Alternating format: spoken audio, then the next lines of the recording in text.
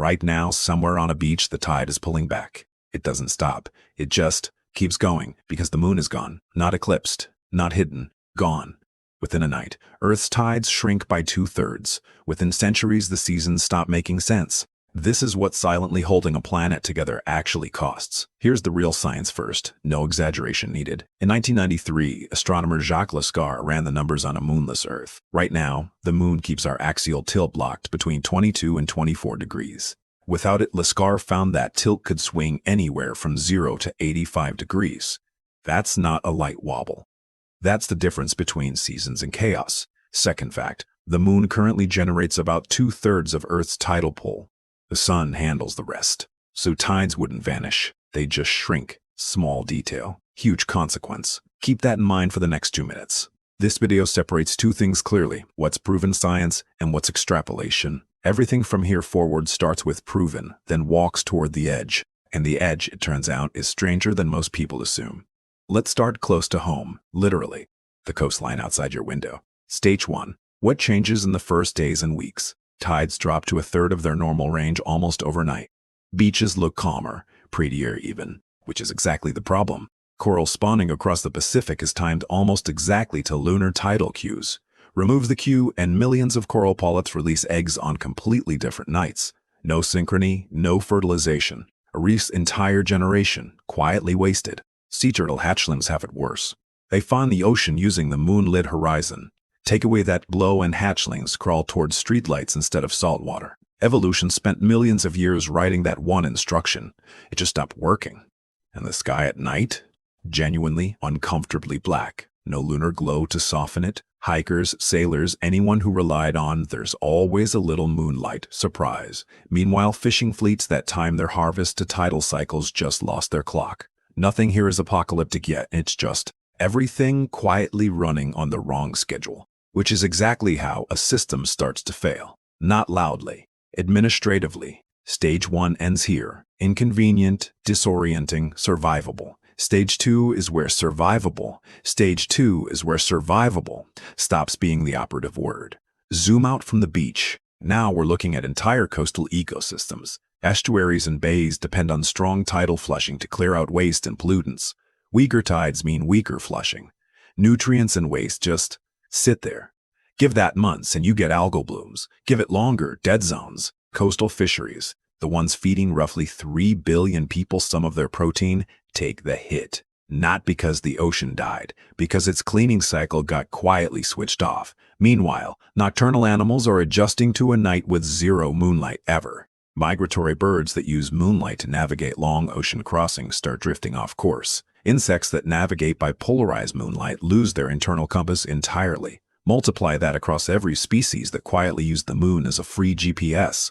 None of this shows up on the news. It shows up in population counts years later, which might be the most unsettling part. The collapse doesn't announce itself. On land, the axial wobble hasn't done anything dramatic yet. That's the honest word, yet. Laskar's chaos plays out over tens of thousands of years, not headlines. So let's do what the science actually allows. Fast forward the tape. Not days, not years. We're zooming out to the scale this problem actually lives on. Stage 3 isn't about next week. It's about what unstable really means, given enough time. Fast forward tens of thousands of years. Earth's axial tilt is no longer locked. It drifts. Slowly at first. Then chaotically, the way Laskar's simulations predicted. In the worst modeled cases, tilt swings toward 85 degrees. Earth essentially rolls onto its side. At that tilt, whole hemispheres get months of unbroken daylight, then months of total dark. Not a season. A season's entire logic thrown out. Agriculture, as a 10,000-year-old human invention, was built entirely on predictable seasons. Take away predictable seasons, and you don't just lose a harvest. You lose the assumption harvests are possible. Ice sheets could form and melt on wildly uneven schedules across the planet. Sea levels wouldn't rise once. They'd swing region by region for millennia. This is the closest thing this video has to a point of no return. And to be fair to Earth, it's not that life would end, it's that predictability would. Species that survive extreme change are rarely the strongest ones. They're the ones that never needed a stable climate to begin with. Everything else, coral reefs, migratory birds, 10,000-year-old farming, built its entire existence on a bet that the sky would stay the same. The moon was the silent term in that bet nobody read the fine print on, which, honestly, is a very on-brand thing for evolution to do. Bet everything on a variable it never controlled. Great system. Rock-solid foundation. Zero say in whether the foundation stays put. So, is this actually how it would go? Time to check that against reality.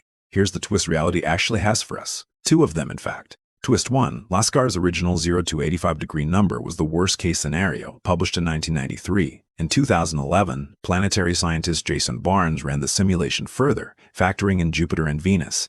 His result, even without the moon, obliquity might only wander about 10 degrees. Other planets' gravity turns out to be a surprisingly decent backup stabilizer. So maybe not a full-blown hellscape, just an extremely inconvenient, climate-chaotic mess. Twist 2, and this one's my favorite. Darkness doesn't obviously help predators. A 2013 Harvard study tracked 58 nocturnal species across moonlit and moonless nights. Result: predators like lions were often less active on the brightest nights, not more. Turns out prey animals have eyes too, and moonlight helps them spot danger just as well. So eternal darkness wipes out nocturnal hunters? Not exactly. Ecology just doesn't do the obvious thing. One more myth, free of charge: Earth wouldn't suddenly spin faster to 8-hour days. The moon's braking effect took billions of years to slow our spin to today's 24 hours. Remove the moon today, and the brake just stops applying. The spin doesn't reverse. Reality, it turns out, is somehow both less cinematic and more unsettling than the myth. So what's the actual lesson here? Once you strip out the Hollywood ending, everything stable in your life is being held together by something you've never had to look at.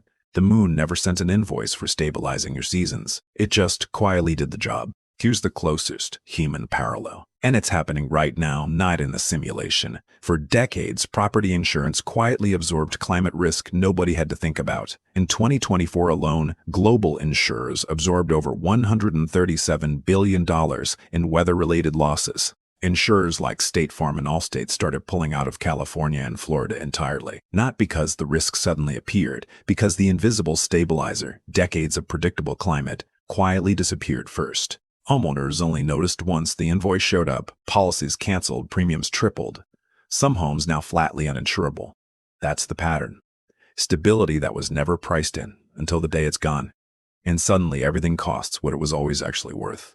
The moon is Earth's oldest, quietest insurance policy. Zero premium. Zero renewal notice. So here's the uncomfortable question to actually sit with. What's your moon? The relationship, the routine, the safety net you genuinely never had to price. Because it's simply always been there. You don't find out what it was actually worth until the tide pulls back and just keeps going. If this channel just made you slightly more paranoid about things you take for granted, good, that's the job. Subscribe if you want more real science pushed to its most uncomfortable logical edge. And drop a comment what's the next invisible stabilizer you want us to quietly take away.